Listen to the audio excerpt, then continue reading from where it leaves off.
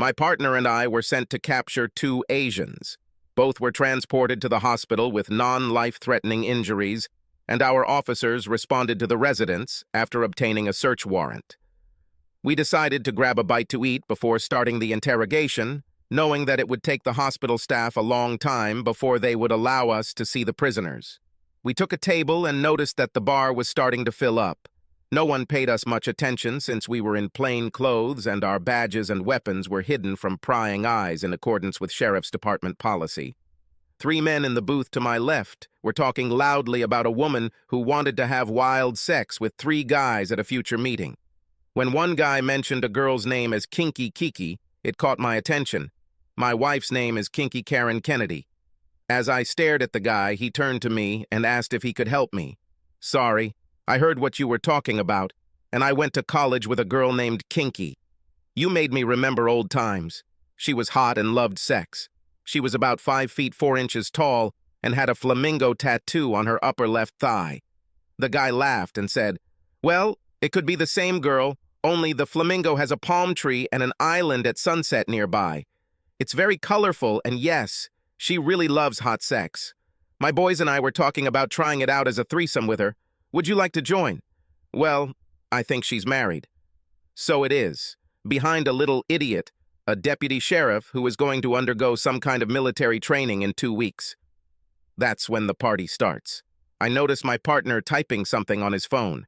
He looked into my eyes, shaking his head slightly from side to side, indicating that I should not do anything stupid. "If she is married to a policeman, how do you find time to meet?" "We met in a bar and hit it off.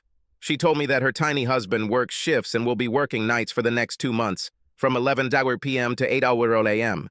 We slept at my house and at her house in a hurry. She said that she had had threesomes in the past and would like to have a threesome. That's what my boys and I talked about. But Bobby is afraid that her husband is a policeman and carries a gun. I said, to hell with it. I'm not afraid, although I also have problems. Just don't tell my parole officer about this." "Do you have a photo of her or some video?" "Wait a second." He pulled out his phone and, of course, showed me a nude photo of my wife. 2 uniformed sheriff's deputies approached our table, and my partner nodded towards the 3 men in the booth. Corporal Miller said in a firm voice that the men needed to place their palms on the table and not move.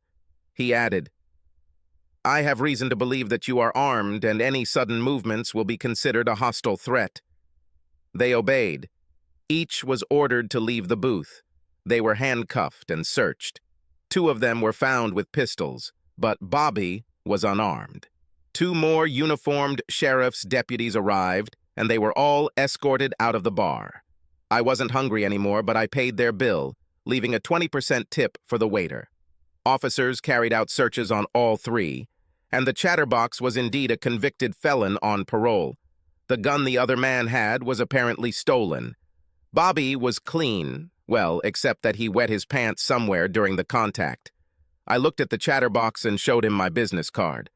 After he noted my name, he said, dumbfounded, "Well, this is some kind of bullshit." "You got it right," I said, putting my business card in his shirt pocket.